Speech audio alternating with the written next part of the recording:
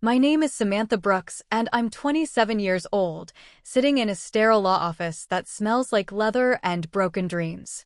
The family attorney just delivered news that shattered everything I thought I knew about my parents' love. They left their entire $5 million inheritance to my brother Tyler's chain of failed restaurants while I received absolutely nothing, despite building a successful tech consultancy from scratch with zero family support. The lawyer slides another document across the mahogany table, his expression grave as he explains my parents took out a second mortgage on our family home specifically to fund Tyler's third restaurant failure. But the words that cut deepest are written in my mother's handwriting at the bottom of the will. Samantha chose independence over family loyalty.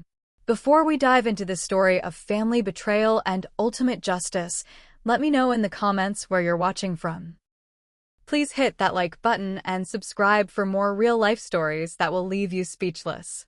Trust me, what happens next will show you just how far family favoritism can destroy lives, and how sometimes the greatest revenge is simply living well.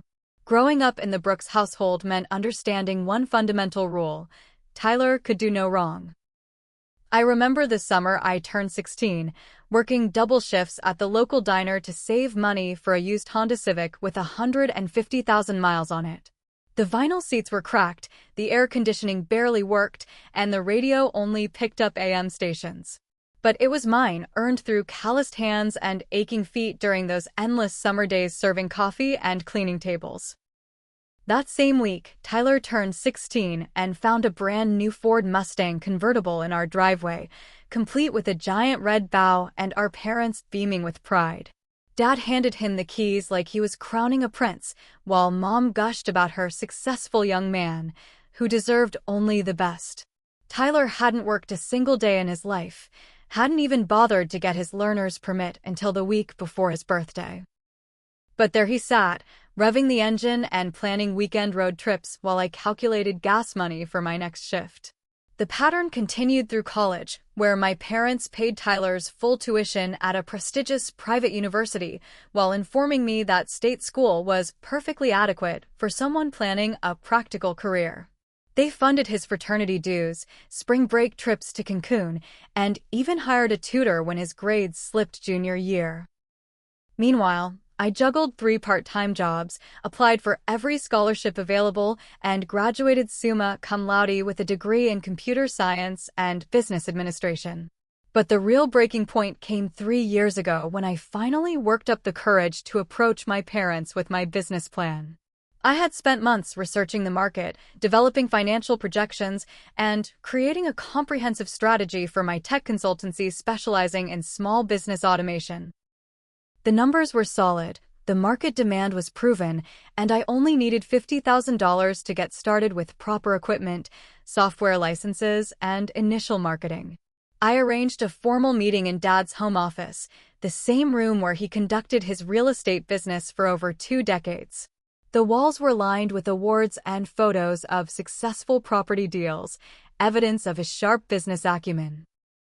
I presented my proposal with the same professionalism I would use for any potential client, walking them through market analysis, competitor research, revenue projections, and a detailed repayment plan with interest. Dad listened silently, occasionally nodding as he flipped through the bound presentation. Mom sat in the corner chair, alternating between checking her phone and glancing at family photos on the bookshelf. When I finished my 30-minute presentation, confident that any reasonable investor would see the potential, Dad leaned back in his leather chair and delivered the verdict that would define our relationship forever. "Samantha, honey, this is all very impressive, but $50,000 is a significant risk. The technology sector is volatile and, frankly, starting a business is incredibly demanding. You're a bright young woman, but entrepreneurship requires a certain type of personality, a natural leadership quality that develops over time. Maybe you should consider finding a stable job with benefits first, get some real-world experience before jumping into something this ambitious." His words hit like a physical blow, but what came next was worse. He continued, his voice taking on the enthusiastic tone he typically reserved for Tyler's achievements. Now, your brother has been telling us about his restaurant concept, and we think it shows real entrepreneurial spirit. He understands hospitality, knows how to connect with people, and has that natural charisma customers respond to. That's the kind of business investment that makes sense for our family. I sat there stunned, watching my carefully crafted dreams dismissed while Tyler's half-formed restaurant idea received immediate family endorsement. Tyler, who had never held a job longer than 3 months, who burned water attempting to make pasta, who thought profit margins were something related to paper sizes. Yet, somehow his natural charisma qualified him for business ownership, while my computer science degree and detailed market research marked me as too risky. The cruel irony became clear over the following months as I watched my parents fund Tyler's first restaurant venture. They didn't just provide the initial investment. They refinanced the family home, liquidated a significant portion of their retirement savings, and borrowed against Dad's life insurance policy.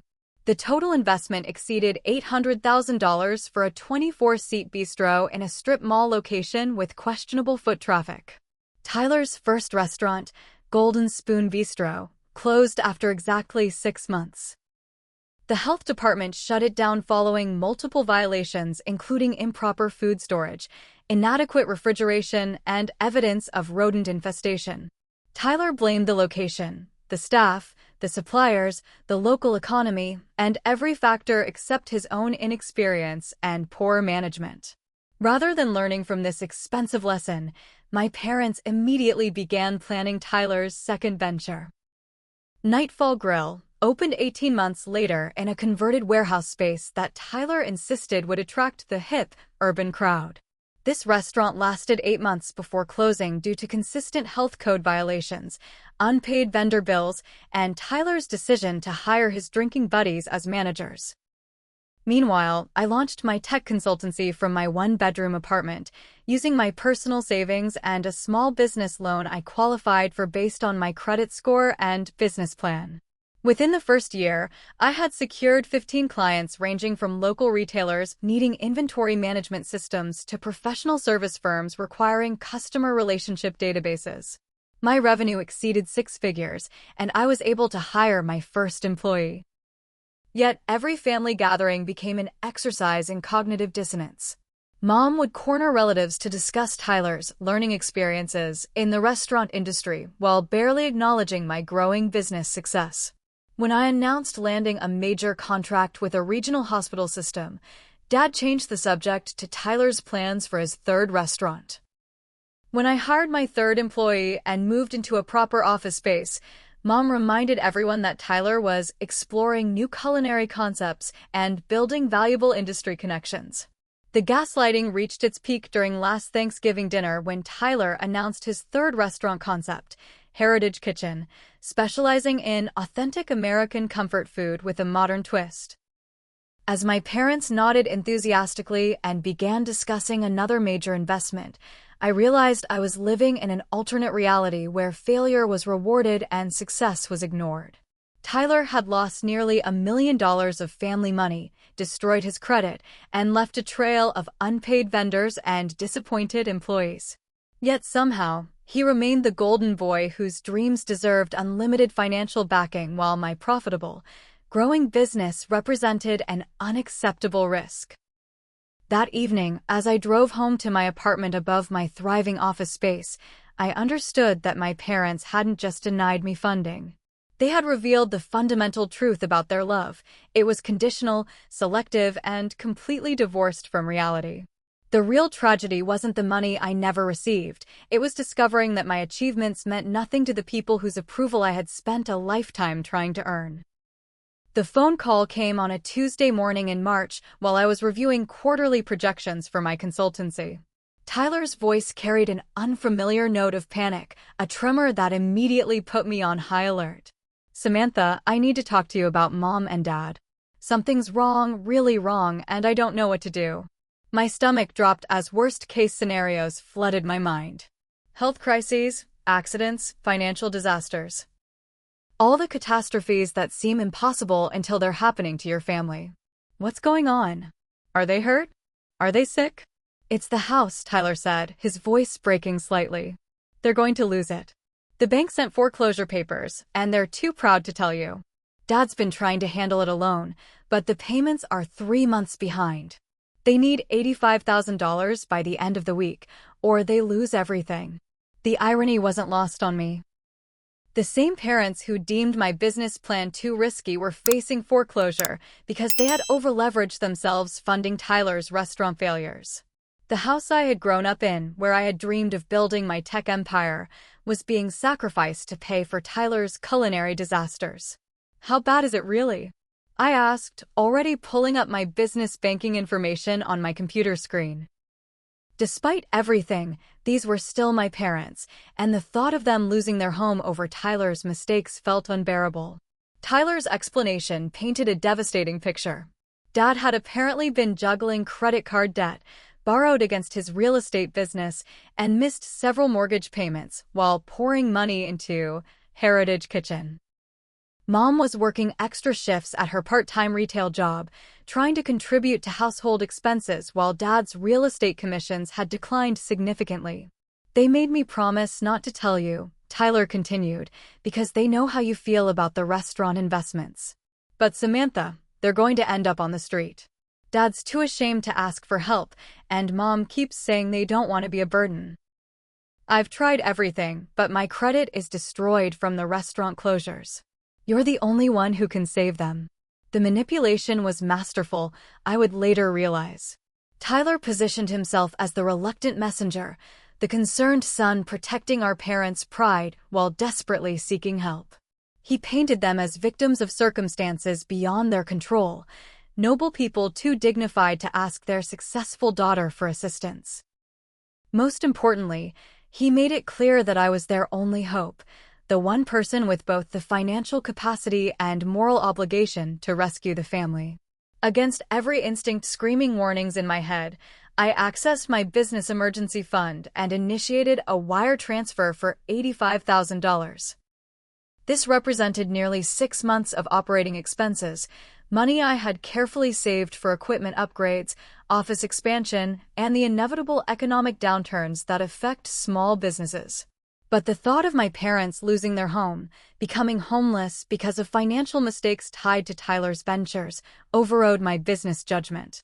The transfer completed on Wednesday afternoon, and I called Tyler to confirm the funds had arrived. They got it, he said, his relief evident. Dad actually cried when he saw the bank balance. He keeps saying he doesn't deserve a daughter like you, and Mom wants to call and thank you personally. I waited for that call all week. I imagined the conversation where my parents would finally acknowledge my success, express gratitude for my willingness to sacrifice my business security for their welfare, and perhaps even apologize for years of favoritism toward Tyler. The call never came. Friday morning, curiosity and concern prompted me to drive past the family home. I expected to see signs of relief, perhaps Dad working in his garden or Mom hanging laundry with the weight of foreclosure lifted from her shoulders. Instead, I found a "for sale" sign planted in the front yard and Tyler's car in the driveway. Confused and increasingly alarmed, I called the bank's foreclosure department directly. The customer service representative accessed the account and delivered news that shattered my understanding of the entire situation. "Ma'am, I show no foreclosure proceedings against this property. The mortgage payments are current, and there are no outstanding notices or legal actions." My hands trembled as I dialed Tyler's number, my mind racing through the implications. When he answered, his casual tone confirmed my growing suspicions. "Oh, hey Samantha. Thanks again for helping out. Really saved the day. Tyler, I just called the bank. There's no foreclosure. The mortgage payments are current. What the hell is going on?" The silence stretched for several seconds before Tyler's voice returned, stripped of its earlier panic and gratitude. "Look, I can explain everything. It's not what you think. But it was exactly what I thought."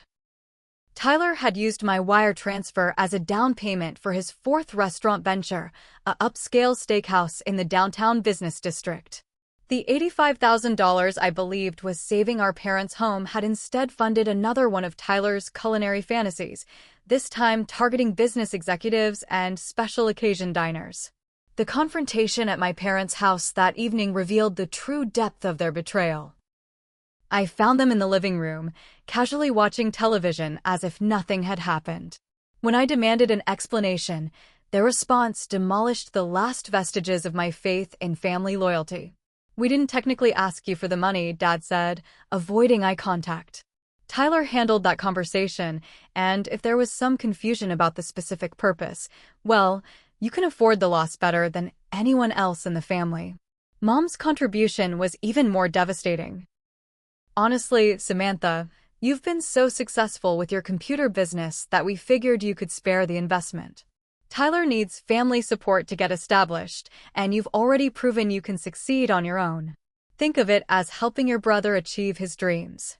Their casual dismissal of my financial sacrifice, their complete lack of remorse for the deception, and their assumption that my success obligated me to fund Tyler's failures created a rage I had never experienced.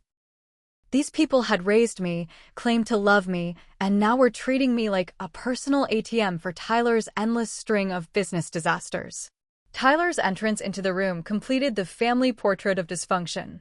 Rather than showing shame or offering apologies, he launched into an enthusiastic description of his new restaurant concept. "Samantha, you're going to love Prime Cut Manor. It's exactly what this city needs, high-end dining with personalized service. The location has incredible potential, and with proper management, this one's going to be different." When I pointed out that he had obtained my money through lies and manipulation, Tyler's response revealed his complete disconnection from reality. "Come on, you would have said no if I told you it was for another restaurant. This way, everyone wins. Mom and Dad get to see their son succeed, you get to be part of a family business, and I finally have the capital to do things right." The conversation deteriorated from there, with my parents defending Tyler's deception as creative problem-solving and suggesting that I was being unnecessarily dramatic about the money. They reminded me that family members should support each other without keeping score, conveniently ignoring their decades of refusing support for my endeavors. As I left their house that night, Tyler called after me with one final insult. "Don't forget, Samantha, family comes first. This restaurant is going to make all of us wealthy, and someday you'll thank me for including you in the investment." The drive home gave me time to process the magnitude of their betrayal. They hadn't just stolen my money, they had weaponized my love for them against me. They had exploited my fear of family homelessness to fund another of Tyler's doomed ventures. Most painfully, they had revealed that my success meant nothing to them except as a resource to be exploited for Tyler's benefit. That night, I made two important decisions. First, I would never again allow my family to manipulate my emotions for financial gain. Second, I would document everything about this transaction in case legal action became necessary. I had no way of knowing that within 2 months, both of my parents would be dead, and this betrayal would pale in comparison to what Tyler had planned for their inheritance. The call came at 6:37 on a rainy Thursday morning in May. Detective Williams from the state police delivered the news in the clinical tone reserved for death notifications. My parents had been killed instantly when their car skidded off Highway 92 during a thunderstorm, striking a bridge abutment at approximately 60 miles per hour. There were no other vehicles involved, no indication of mechanical failure, and no evidence of alcohol or drug impairment. "Sometimes," he explained, "accidents just happen." The funeral arrangements blurred together in a haze of shock and unresolved anger. I found myself grieving not just for their deaths, but for the relationship we would never have the chance to repair.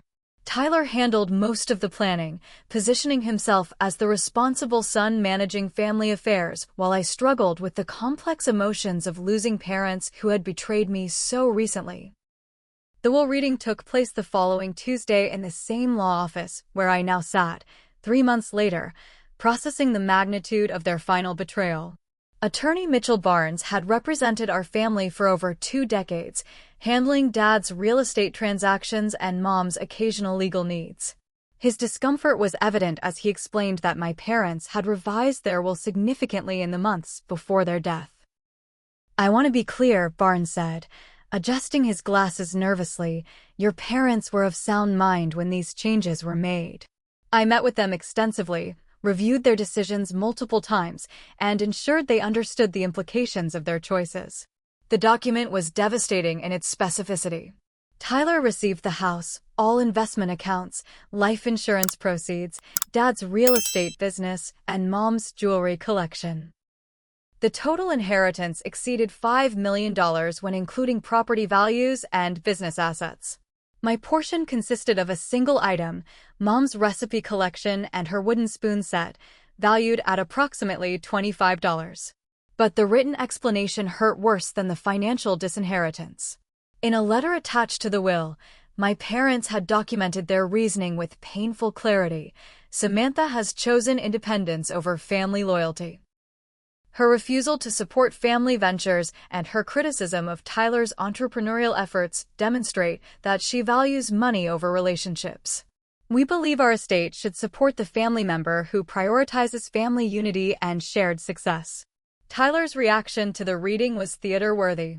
He expressed shock at their decision, claimed he had no knowledge of the inheritance distribution, and even offered to share everything equally with his sister. His performance might have been convincing if I hadn't noticed his complete lack of surprise at any specific detail, his prepared responses to the attorney's questions, and his subtle smirk when Barnes finished reading the financial distributions. The most devastating discovery came during my review of the will's revision dates. My parents had made their final changes exactly 3 weeks after Tyler's restaurant funding deception, timing that suggested their decision was directly influenced by my confrontation about the stolen money.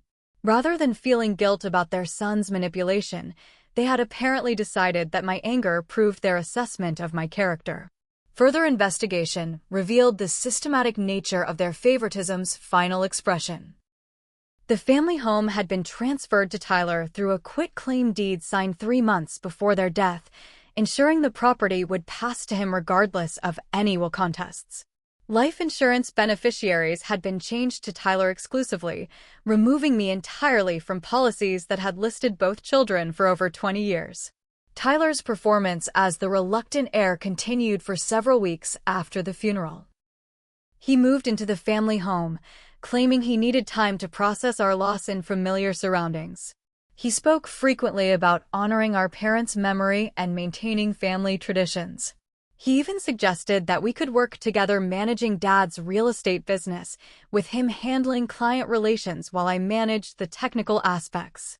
But Tyler's true nature emerged as soon as the estate cleared probate. His first action was selling Dad's real estate business to a competitor for significantly less than market value, prioritizing quick cash over long-term value. His second decision involved liquidating Mom's investment portfolio to fund his newest restaurant concept, a sports bar and grill called Champion's Corner. The casual cruelty of his inheritance celebration became clear during our final family dinner in the house where we had grown up. Tyler sat at the head of Dad's table, describing his plans for the sports bar with the same enthusiasm he had shown for his previous failures. He had already secured a lease on a building near the university campus, hired an architect to design the interior, and began interviewing potential managers. The beauty of this concept, Tyler explained, carving into a steak he had prepared using Mom's cast iron skillet, is that sports bars have built-in customer loyalty. Students, alumni, local sports fans, they'll keep coming back regardless of economic conditions. Plus, the food doesn't have to be fancy. Wings, burgers, nachos, high-margin items that appeal to the demographic. When I pointed out his track record of restaurant failures, Tyler's response revealed his complete disconnection from financial reality. Those were learning experiences, Samantha. Each failure taught me valuable lessons about the industry. Now I have the capital to do things right from the beginning, hire experienced staff, and build something that lasts. His confidence was particularly galling considering the source of his capital. Every dollar he planned to spend had been earned by our parents through decades of hard work, careful saving, and responsible financial management. Yet Tyler spoke as if his inheritance represented validation of his business acumen rather than the tragic result of parental favoritism. The dinner conversation took a darker turn when Tyler began outlining his expectations for our ongoing relationship. He suggested that my tech consultancy could handle the sports bar's computer systems, point-of-sale software, and digital marketing. He offered to pay me competitive rates for these services, apparently unaware of the irony in hiring his disinherited sister to support his inherited business. "Think about it, Samantha," he said, refilling his wine glass with a bottle from Dad's collection. "We can finally work together as a family. Your technical skills combined with my business vision and Mom and Dad's financial foundation, we could build something really special." His casual assumption that I would participate in his latest venture, funded entirely by the inheritance I had been denied, demonstrated a complete lack of self-awareness that left me speechless. Tyler genuinely seemed to believe that our parents' financial decision had been fair, that his restaurant failures represented valuable experience, and that I should be grateful for the opportunity to contribute my skills to his success. That night, driving home from the family house for what I knew would be the final time, I made a decision that would define the next phase of my life. Tyler might have won the first round through manipulation and parental favoritism, but the game was far from over. If he wanted to treat family relationships as purely transactional, I was prepared to play by those rules. The difference was that I actually understood business, finance, and the legal system well enough to win. The first crack in Tyler's seemingly perfect victory came from an unexpected source. Jerome Washington, the family accountant who had managed my parents' financial affairs for over 15 years, contacted me 3 weeks after the will reading with information that would change everything. Jerome was a meticulous professional in his early 60s who had built his practice serving middle-class families throughout the county. His office, located in a converted Victorian house downtown, reflected his attention to detail. Perfectly organized filing systems, certificates and awards covering every wall, and the kind of old-fashioned integrity that had earned him referrals from multiple generations of clients. "Samantha, I hope you don't mind me reaching out," Jerome said during our phone conversation, "but there are some irregularities in your parents' financial records that have been bothering me. I've been their accountant since before you were born, and the decisions they made in their final months don't align with patterns I observed over decades of working with them." Jerome's concerns centered on a series of financial transactions that had occurred in the 18 months before my parents' death. Large withdrawals from retirement accounts, multiple refinancing arrangements on the family home, and several loans against Dad's life insurance policies created a pattern of financial desperation that seemed inconsistent with their historically conservative money management. "Your father was one of the most careful people I've ever known when it came to finances," Jerome explained. "He never made major financial decisions without extensive consultation, always wanted multiple opinions before committing to investments, and frequently called me for advice on purchases as small as a new refrigerator. Yet, in the final year and a half of his life, he made hundreds of thousands of dollars in financial commitments without consulting me once." The documentation Jerome provided painted a disturbing picture of systematic financial manipulation. Tyler had apparently convinced our parents to sign loan documents, investment agreements, and property transfers without allowing them adequate time for review or professional consultation. Several documents showed signatures that looked rushed or uncertain, lacking the careful precision Dad typically applied to important paperwork. Most concerning were the dates of these transactions. Nearly every major financial decision coincided with Tyler's restaurant ventures. The initial loan for Golden Spoon Bistro, the refinancing that funded Nightfall Grill, the insurance policy loans that supported Heritage Kitchen, and finally the property transfers that secured Tyler's inheritance. The pattern suggested a level of financial manipulation that might constitute elder abuse under state law. Jerome's willingness to cooperate stemmed from his genuine affection for my parents and his professional obligation to report suspected financial crimes. "Your parents trusted me to protect their interests," he said. "If someone took advantage of their declining judgment or manipulated them into financial decisions that weren't in their best interests, I have a duty to investigate." The next ally emerged from an even more surprising source, Uncle Harrison, Dad's younger brother who had been estranged from our family for over a decade. Harrison had moved to Colorado after a business dispute with Dad in the early 2000s, and their relationship had never recovered from accusations and hurt feelings that preceded my teenage years. Harrison contacted me through social media after seeing news of my parents' death in the local newspaper. His message was brief but intriguing. "I'm sorry for your loss. If you have questions about family history that might be relevant now, I have information that could be important." Our phone conversation revealed family dynamics I had never understood. Harrison explained that Dad had been the golden child in their own family, receiving favoritism and financial support that created resentment between the brothers. "Your father was always convinced that success meant picking winners and losers," Harrison said. "Our parents did the same thing to us, and I watched it nearly destroy our relationship. I tried to warn Dick about repeating those patterns with his own children." The estrangement had actually resulted from Harrison's criticism of my parents' treatment of Tyler and me. During a family gathering years earlier, Harrison had confronted Dad about the obvious favoritism, pointing out that Tyler was being enabled while I was being held to impossibly high standards. The argument had escalated into accusations about jealousy and interference, ultimately leading to their complete break in communication. "I've been watching your brother's restaurant failures from a distance," Harrison admitted. "Dick used to call me when he was really stressed, usually after a few drinks, and complain about Tyler's business decisions. But then he would always defend him, saying Tyler just needed more time and experience.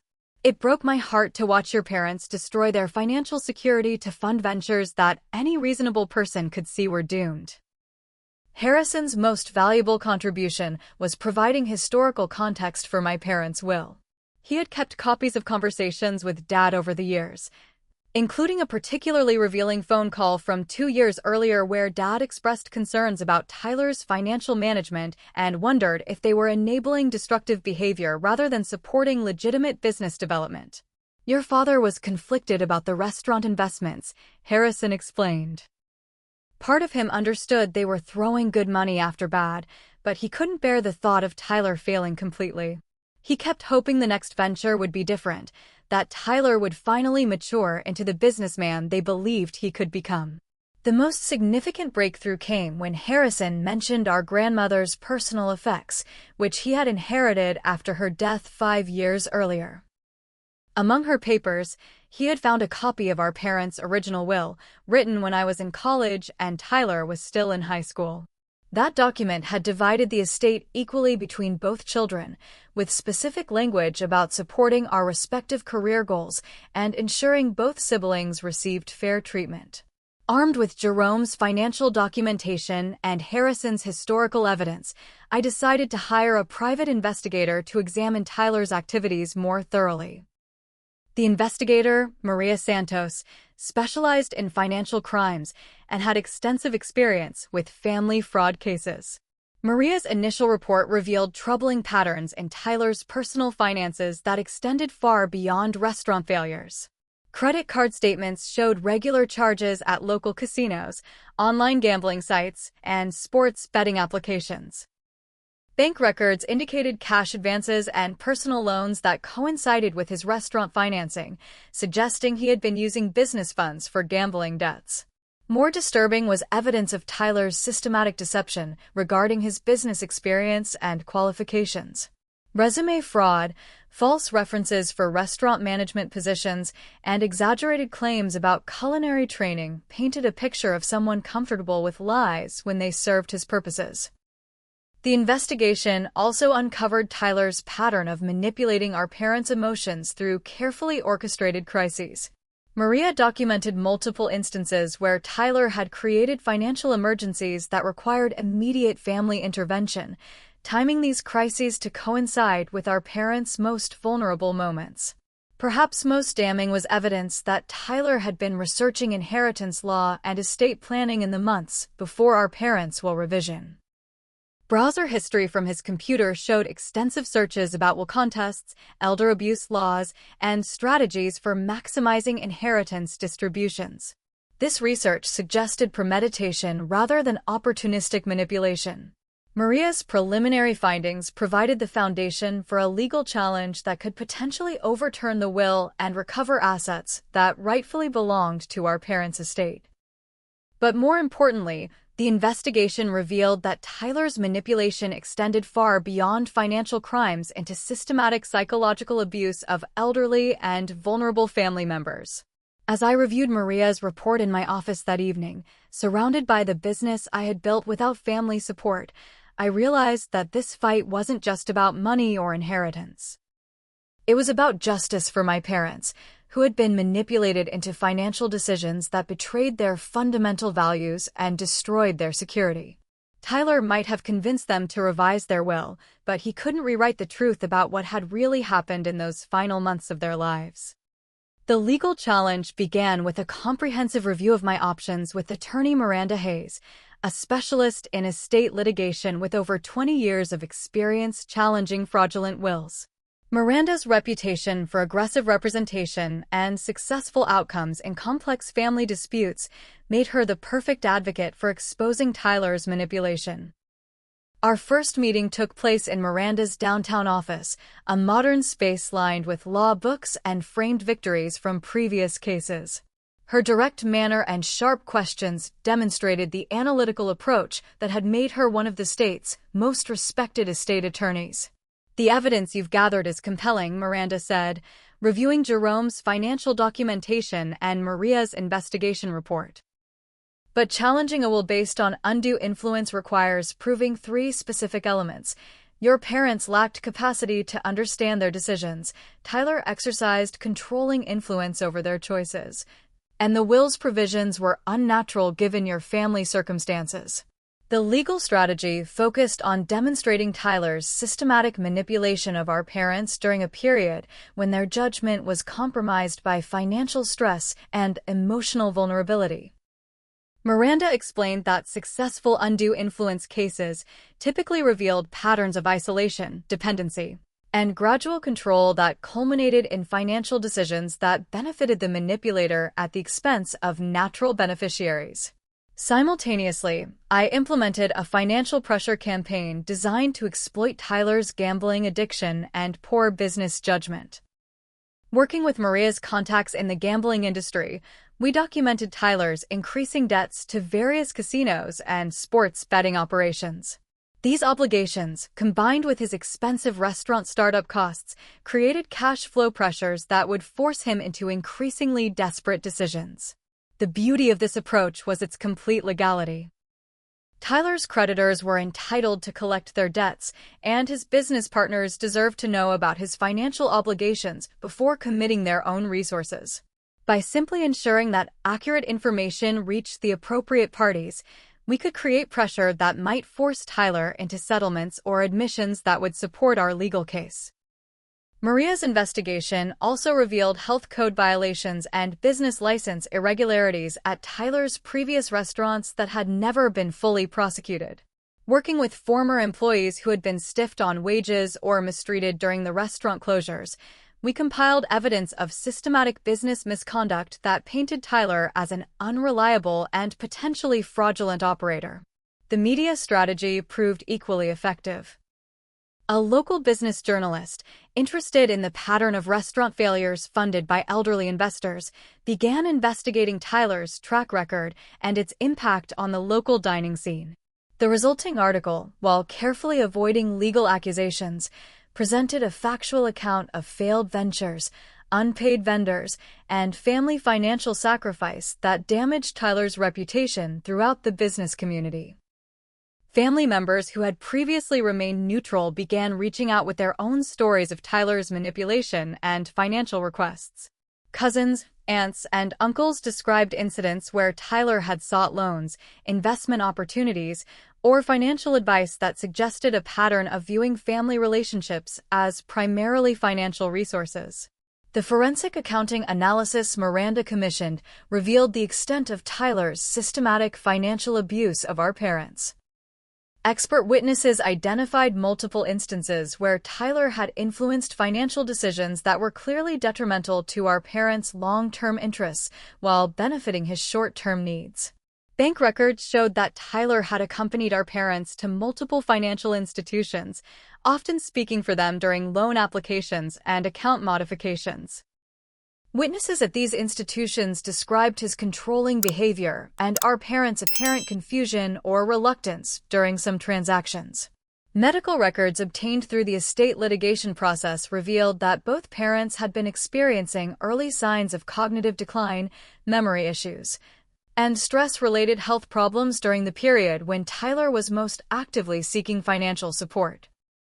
While neither parent had been diagnosed with dementia or declared incompetent, their medical conditions suggested vulnerability that Tyler had exploited. The investigation expanded to include Tyler's associates and business partners, revealing a network of individuals with questionable backgrounds and financial motivations. Several of Tyler's restaurant managers had criminal records, outstanding judgments, or histories of business fraud that should have raised red flags for any responsible investor. Most damaging was evidence that Tyler had actively concealed information from our parents about his business failures, gambling debts, and financial obligations. Rather than providing honest assessments of his restaurant venture's prospects, Tyler had consistently misrepresented their performance, hidden problems, and inflated potential returns to justify continued family investment. The pressure began affecting Tyler's behavior in visible ways. Friends reported erratic mood swings, aggressive outbursts, and increasingly desperate attempts to secure additional financing for his sports bar concept. His gambling increased as stress mounted, creating a dangerous cycle of debt and risk-taking that threatened to expose his entire financial situation. Tyler's attempts to counterattack our investigation proved counterproductive and potentially criminal. He hired a disreputable attorney known for intimidation tactics and frivolous lawsuits, filed complaints against Jerome and Maria alleging harassment and conspiracy, and began spreading false rumors about my business practices among my clients. These responses actually strengthened our case by demonstrating Tyler's consciousness of guilt and his willingness to use any tactic to protect his fraudulent inheritance. His attempts to silence witnesses and intimidate investigators provided additional evidence of the controlling behavior that had characterized his relationship with our parents. The final element of our strategy involved patient timing and careful documentation. Rather than rushing to immediate legal action, we allowed Tyler to continue his self-destructive patterns while building an overwhelming case for will invalidation and asset recovery.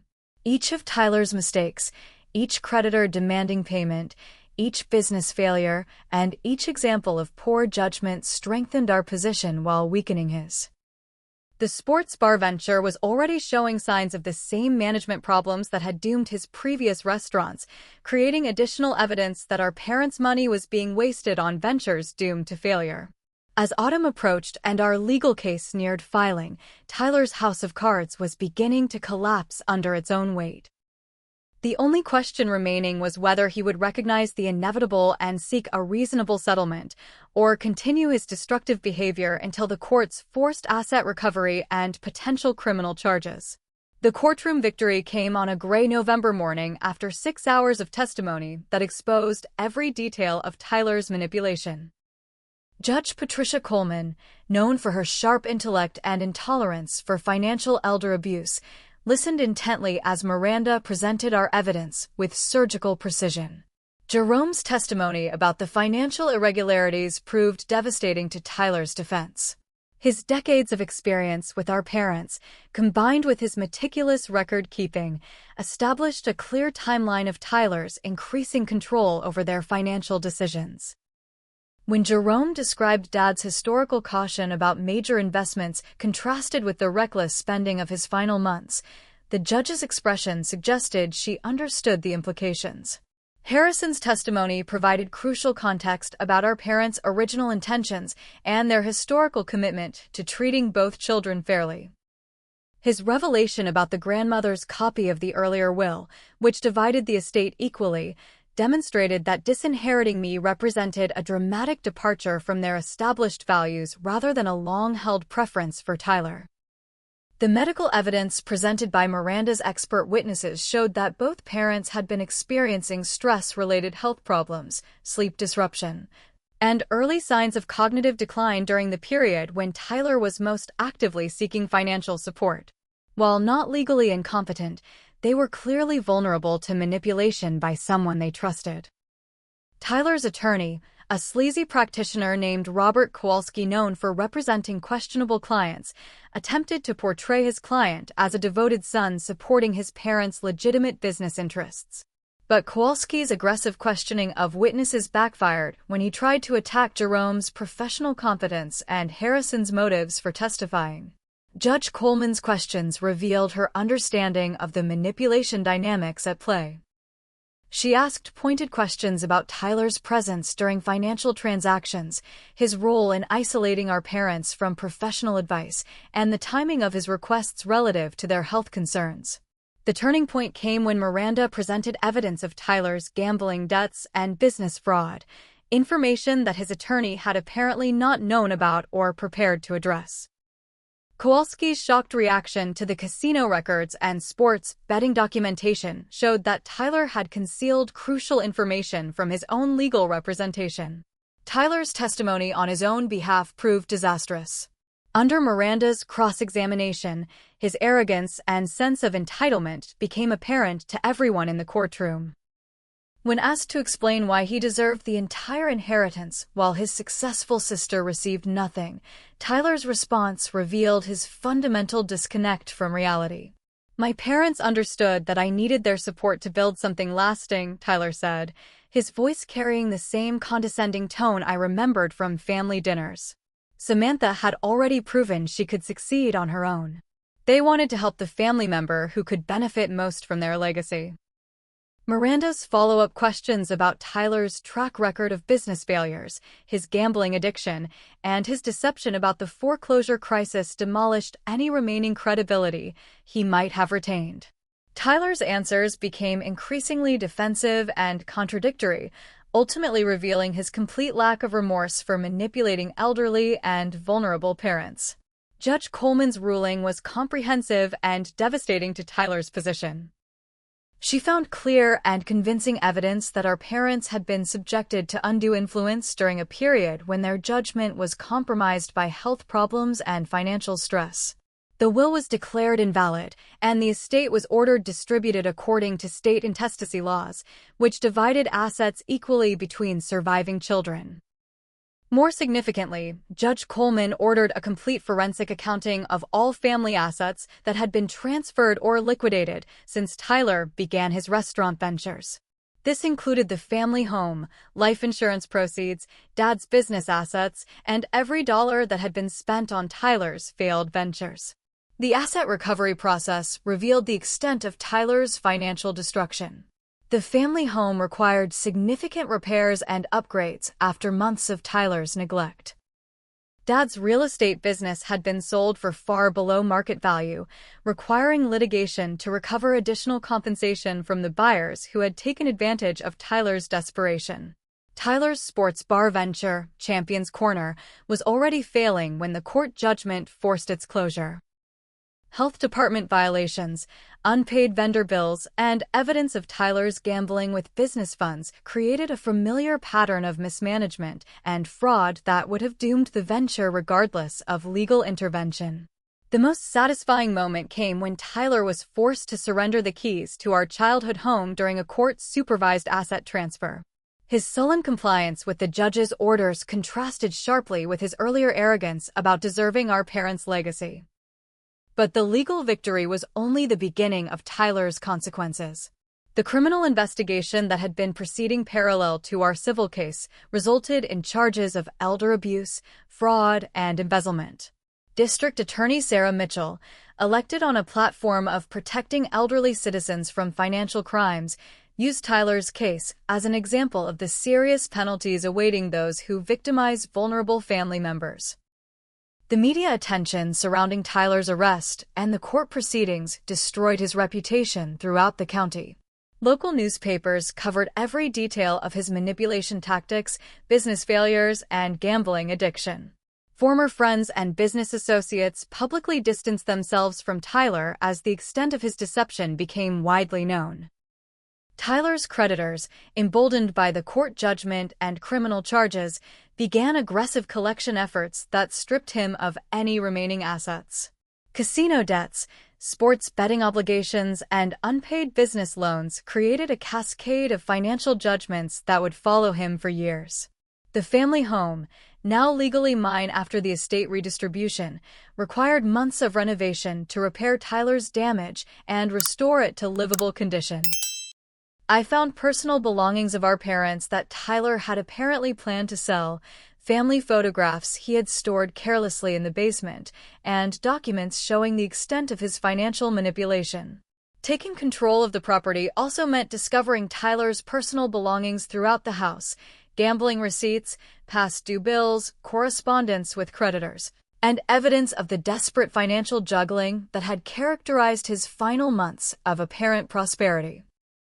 The most poignant discovery was a folder of our parents' personal documents that revealed their genuine confusion and distress about their financial situation in the months before their death. Handwritten notes showed they had been aware that something was wrong but felt trapped by their commitment to supporting Tyler's dreams.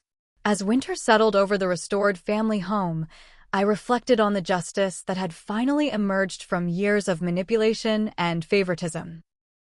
Tyler's schemes had ultimately led to his complete downfall, while my legitimate business success had provided the resources and credibility necessary to expose his crimes.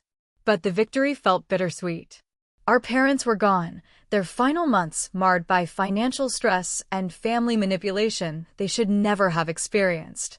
Tyler's greed and entitlement had not only destroyed his own future, but had robbed our family of the peaceful conclusion that loving parents deserved.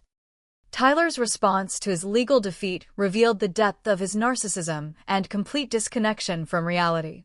Rather than accepting responsibility for his actions or seeking legitimate employment to rebuild his life, he launched a series of increasingly desperate and ultimately criminal attempts to reclaim what he viewed as his rightful inheritance. The first salvo came through his attorney Kowalski, who filed a petition challenging my mental competency to manage the recovered inheritance. The motion claimed that my obsessive vendetta against Tyler demonstrated psychological instability that made me unfit to control family assets. Kowalski argued that my successful business ownership was actually evidence of compulsive control behavior that threatened the responsible management of our parents' legacy. The competency hearing provided another opportunity for Tyler to demonstrate his fundamental inability to accept reality. His testimony included bizarre claims that I had brainwashed our parents against him, that my business success was built on stolen ideas from his restaurant concepts, and that the court judgment had been influenced by my manipulation of witnesses and evidence. Judge Coleman's patience with Tyler's delusions reached its breaking point during this hearing. When he suggested that my entire legal case had been motivated by jealousy of his natural business talent, she interrupted his testimony with a sharp rebuke about the difference between legitimate legal proceedings and conspiracy theories. The competency petition was dismissed with prejudice, but Tyler's attacks on my reputation had already begun affecting my business relationships. Several clients received anonymous emails claiming I was under investigation for fraud, that my business practices were unethical, and that they should seek alternative service providers before becoming involved in legal complications. Tyler's harassment campaign expanded to include my employees, my business partners, and my personal relationships. He contacted vendors claiming I had authorized him to make changes to service agreements. He called clients suggesting that my legal troubles made me an unreliable service provider. He even attempted to file false reports with regulatory agencies claiming my business was operating without proper licenses. The psychological warfare reached a new level when Tyler began stalking my daily activities. He would appear at restaurants where I was dining, follow my car through downtown traffic, and park outside my office building for hours at a time. His behavior was clearly intended to intimidate and unsettle me, but it also provided additional evidence of his deteriorating mental state. The breaking point came when Tyler attempted to break into the family home, apparently believing he could find hidden valuables or documents that would support another legal challenge to the inheritance distribution. Neighbors called police when they observed someone using tools to force entry through the back door at 2:30 in the morning. Tyler's arrest for burglary provided a glimpse into his current living situation. He had been staying in a rundown motel on the outskirts of town, surviving on unemployment benefits and occasional cash from odd jobs. His appearance at the time of arrest, unshaven, wearing dirty clothes, and apparently under the influence of alcohol, contrasted starkly with the confident entrepreneur who had once flaunted his inheritance. The burglary charges were serious felonies that carried potential prison sentences, but Tyler's behavior during his arrest and subsequent court appearances suggested someone who had completely lost touch with consequences. He interrupted his arraignment to deliver a rambling speech about family loyalty and stolen inheritances. He refused plea bargain offers that would have resulted in probation and community service. Tyler's legal troubles were compounded by his continued gambling and increasingly erratic behavior. Casino security footage showed him becoming belligerent with dealers, arguing with other patrons, and apparently attempting to use fake identification to open credit accounts. Sports betting sites had suspended his access due to unpaid debts and suspicious wagering patterns. The most disturbing escalation came when Tyler began threatening my employees and clients directly. He called my assistant claiming to be a law enforcement officer investigating my business practices. He contacted my largest client suggesting that I was embezzling funds and that they should immediately terminate our service agreement. He even attempted to access my business bank accounts using forged authorization documents. These activities clearly constituted harassment, identity theft, and potentially criminal impersonation of law enforcement officers. Miranda filed for an emergency restraining order that prohibited Tyler from contacting me, my employees, my clients, or approaching my business or residential properties. The restraining order hearing provided another showcase for Tyler's deteriorating mental state. He appeared in court representing himself after firing Kowalski, apparently unable to afford continued legal representation. His arguments included claims that the inheritance judgment had been part of a conspiracy involving Judge Coleman, Miranda, Jerome, and various other professionals who had testified in the original case. Tyler's paranoid accusations and rambling presentation convinced Judge Coleman that he posed a genuine threat to my safety and business operations.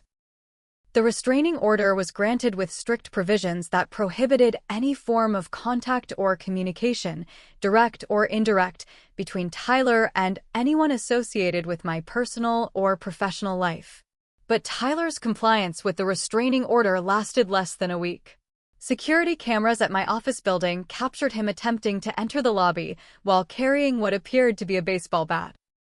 When confronted by building security, Tyler became aggressive and threatening, leading to another arrest for violating the restraining order and possession of a weapon with intent to intimidate.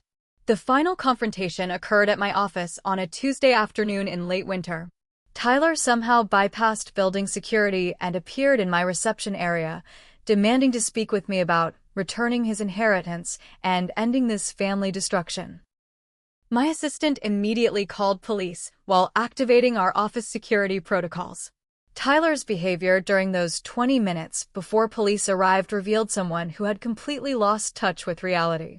He ranted about conspiracies, claimed that our parents' spirits were disappointed in my treatment of him, and threatened to expose the truth about my business practices to national media outlets.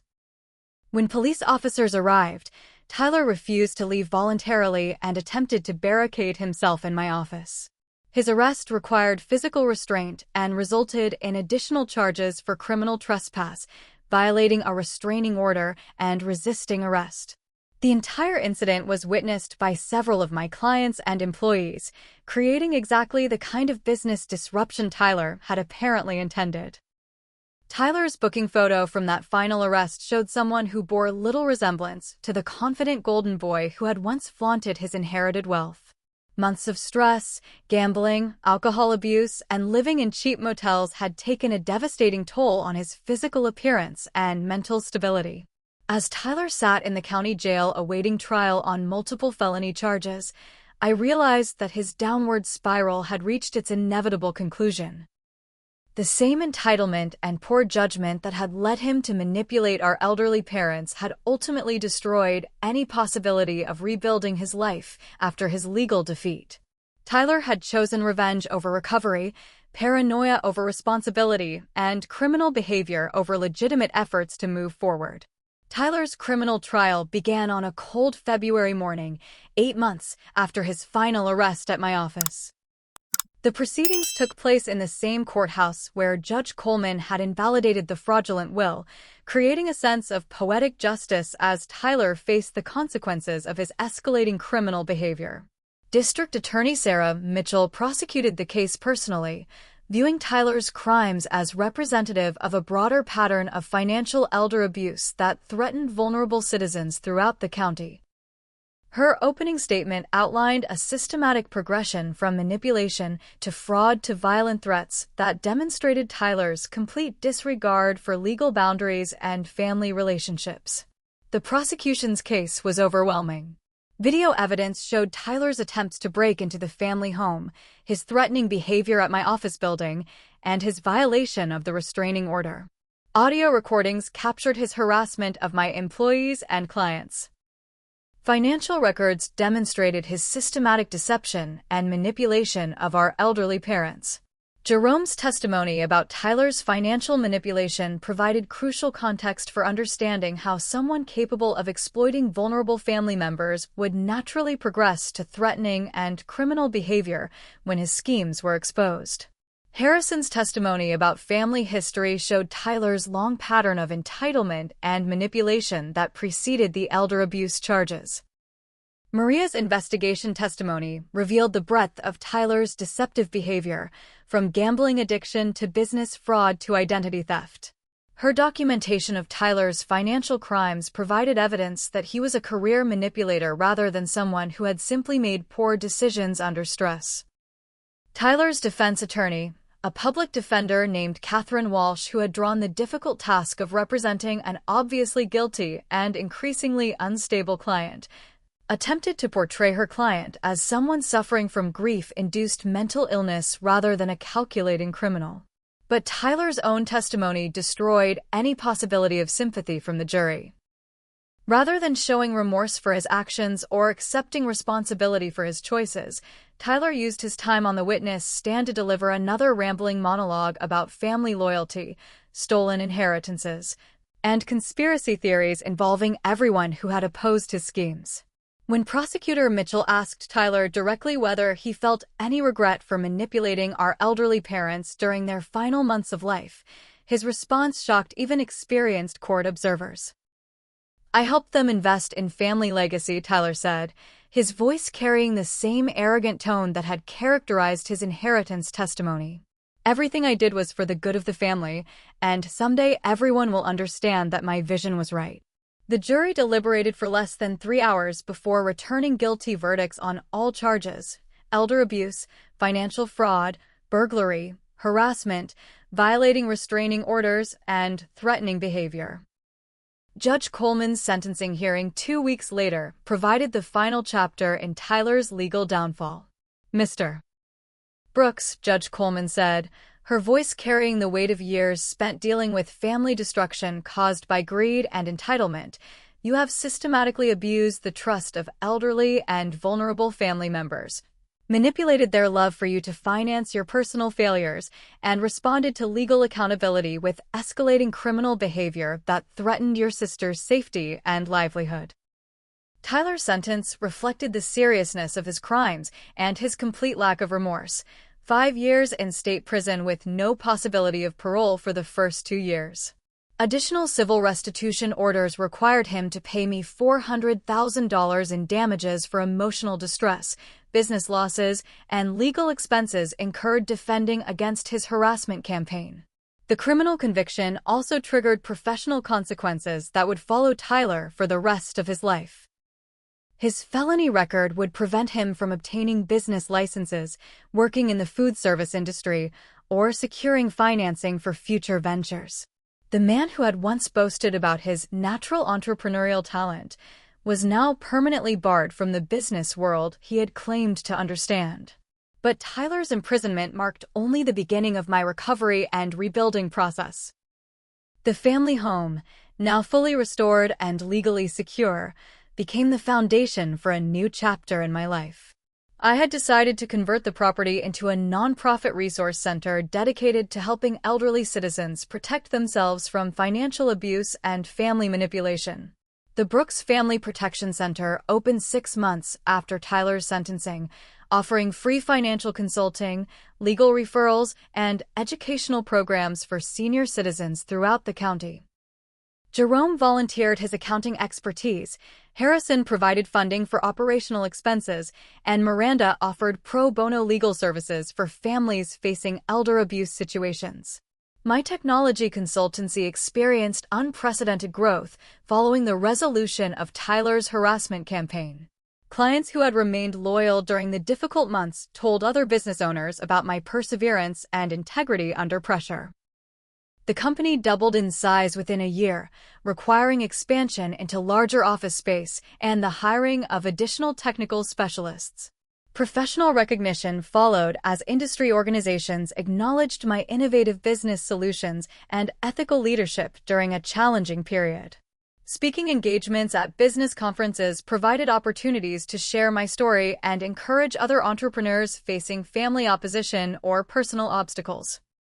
The personal growth that emerged from surviving Tyler's manipulation and attacks proved as valuable as any business success.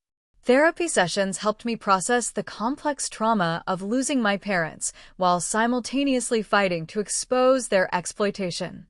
Support groups for adult children of dysfunctional families provided perspective on patterns I had previously accepted as normal. New relationships with chosen family members replaced the toxic dynamics that had characterized my childhood. Harrison became a genuine father figure, offering guidance and support without the conditional approval I had sought from my parents. Close friends from college and business associations formed a supportive network that celebrated my successes without demanding financial contributions. The romantic relationship that developed with David Chin, an architect who helped design the Family Protection Center, demonstrated how healthy relationships could flourish when built on mutual respect rather than financial manipulation.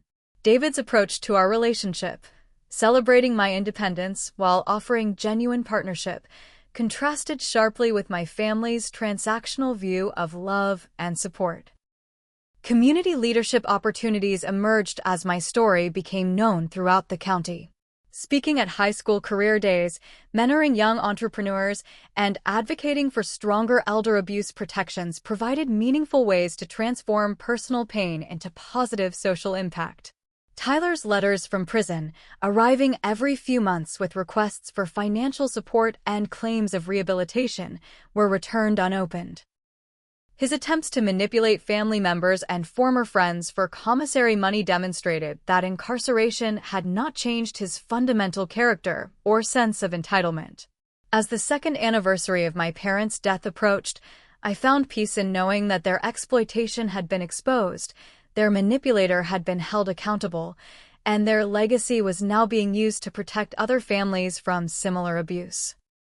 The money Tyler had stolen through lies and manipulation was funding education and protection for vulnerable senior citizens throughout our community.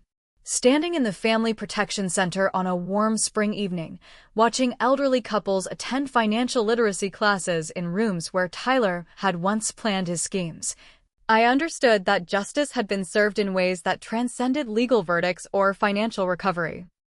The same determination that had built my business from nothing had transformed family tragedy into community service, personal healing, and hope for others facing similar challenges.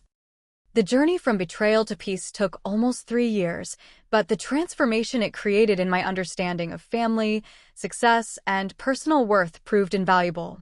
Sitting in the sunroom of the restored family home on a quiet Sunday morning, watching volunteers prepare educational materials for the Protection Center's upcoming workshop, I reflected on how completely my life had changed since that devastating day in the attorney's office. The emotional healing process required confronting painful truths about my parents that I had spent decades avoiding. Therapy sessions with Dr. Elena Rodriguez, a specialist in family trauma and financial abuse, helped me understand that my parents' favoritism toward Tyler hadn't reflected their assessment of my worth, but rather their own psychological damage and unresolved family patterns. Your parents were repeating cycles they learned from their own childhood experiences, Dr. Rodriguez explained during one particularly difficult session. Their preference for Tyler wasn't based on his superior character or potential, but on their unconscious belief that love must be earned through dependency and their comfort with familiar dysfunction rather than healthy independence. Understanding the psychological dynamics behind my parents' choices didn't excuse their manipulation of Tyler or their neglect of my achievements, but it provided context that helped me process anger and grief without being consumed by bitterness. They had been flawed people who made terrible decisions, but they had also been victims of Tyler's exploitation during their most vulnerable period. The forgiveness process was complicated by my commitment to maintaining strict boundaries around Tyler's continued manipulation attempts. Prison had not reformed his character, and his letters revealed ongoing resentment about the inheritance judgment, blame toward me for his legal troubles, and elaborate schemes for reclaiming what he viewed as his rightful family legacy. Forgiveness doesn't require reconciliation, Dr. Rodriguez reminded me when Tyler's parole hearing approached. You can forgive your parents for their mistakes and accept Tyler as a person trapped by his own dysfunction without exposing yourself to future manipulation or abuse. Healthy forgiveness protects your well-being while releasing anger that serves no constructive purpose. Tyler's parole hearing, which I attended to provide victim impact testimony, revealed that incarceration had done little to change his fundamental character. His presentation to the parole board included the same self-serving narratives about family betrayal and his victimization by a corrupt legal system. When asked about his plans for making amends to family members he had harmed, Tyler's response focused entirely on his own suffering rather than acknowledging the pain he had caused others. The parole board's decision to deny Tyler's early release reflected their understanding that he remained a threat to family members and had shown no genuine rehabilitation or remorse for his crimes. His continued incarceration provided peace of mind that allowed me to focus on building positive relationships rather than protecting against ongoing manipulation. Uncle Harrison's role in my life evolved into the healthy paternal relationship I had always craved but never received from my father. Harrison's pride in my business achievements, his support during difficult legal battles, and his genuine interest in my personal happiness demonstrated how family relationships should function when based on love rather than financial dependency. Your parents never learned how to love without controlling, Harrison observed during one of our weekly dinners in the family home's restored dining room. They confused support with enablement, success with compliance, and family loyalty with financial obligation. You broke those patterns by refusing to participate in dysfunction, even when it cost you their approval. The romantic relationship with David deepened into a partnership that provided emotional security without financial entanglement. His successful architecture practice, combined with his genuine admiration for my business independence, created a foundation of mutual respect that contrasted sharply with my family's transactional approach to relationships. David's proposal, which took place in the garden behind the Family Protection Center during our first anniversary celebration, represented the possibility of creating new family traditions based on healthy communication, shared values, and genuine support for each other's dreams and aspirations. The business expansion that followed Tyler's conviction exceeded my most optimistic projections. Clients who had witnessed my grace under pressure during the harassment campaign became enthusiastic referrals, leading to contracts with regional corporations, healthcare systems, and government agencies seeking reliable technology consulting services.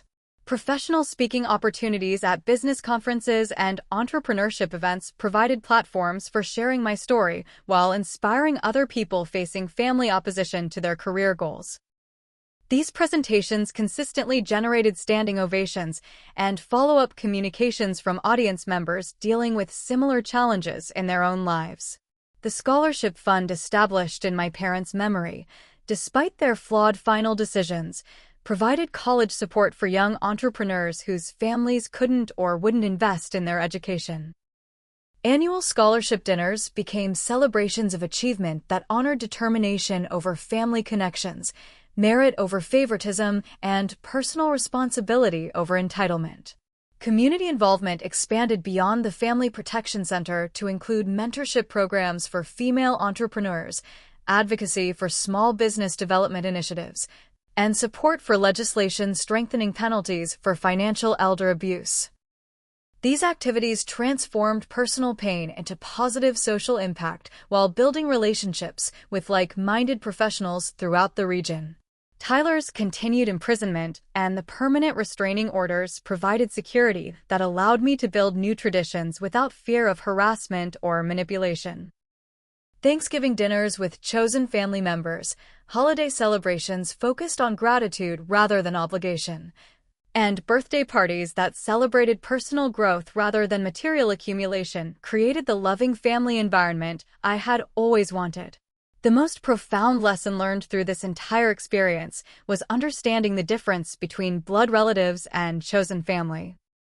Biology had connected me to people who valued control over love, dependency over independence, and appearance over authenticity. But my chosen family, including Harrison, David, close friends, business associates, and protection center volunteers, demonstrated daily how healthy relationships should function. True family members support your dreams instead of sabotaging them, I told a group of college students during a campus entrepreneurship presentation. They celebrate your successes without demanding payment for their love. They offer help without strings attached and respect your choices even when they don't understand them. Sometimes the family we choose becomes the family we needed all along. Standing in the transformed family home on the 3rd anniversary of my parents' death, surrounded by people whose lives had been positively impacted by the Protection Center's services, I understood that their legacy had ultimately been redeemed through service to others facing similar struggles. The money Tyler had stolen through manipulation was now funding education that would prevent future exploitation of vulnerable senior citizens. The final wisdom gained through this journey centered on understanding that success measured by integrity, relationships, and positive impact far exceeded any material inheritance or family approval. My business thrived because it was built on competence rather than favoritism. My relationships flourished because they were based on mutual respect rather than financial dependency. My community involvement created meaning that transcended personal achievements. Tyler remained in prison, serving the consequences of choices that reflected his character rather than circumstances beyond his control. His continued refusal to accept responsibility for elder abuse, financial manipulation, and criminal harassment demonstrated that some people are simply unwilling to change regardless of consequences they face. But my focus had shifted from Tyler's failures to my own possibilities, from family dysfunction to chosen family love, and from anger about the past to excitement about the future. The woman who had once desperately sought approval from parents who couldn't provide healthy love had evolved into someone capable of creating the life, relationships, and impact she had always desired. As I locked the Protection Center after another successful financial literacy workshop for senior citizens, I realized that my parents' money could never have bought what I had built myself: genuine success, meaningful relationships, inner peace, and the knowledge that I had transformed family tragedy into community healing. Sometimes the greatest inheritance we can receive is the strength to create our own legacy of love, service, and authentic achievement. Have you ever experienced favoritism in your own family that affected your relationships or self-worth? Share your thoughts in the comments below about how families can better support all their children's dreams rather than picking winners and losers. Please like this video if my story resonated with you, subscribe for more real-life stories about overcoming family dysfunction, and share this with anyone who might be struggling with similar challenges. Remember that your worth isn't determined by family approval, and sometimes the most loving thing you can do is set boundaries that protect your well-being.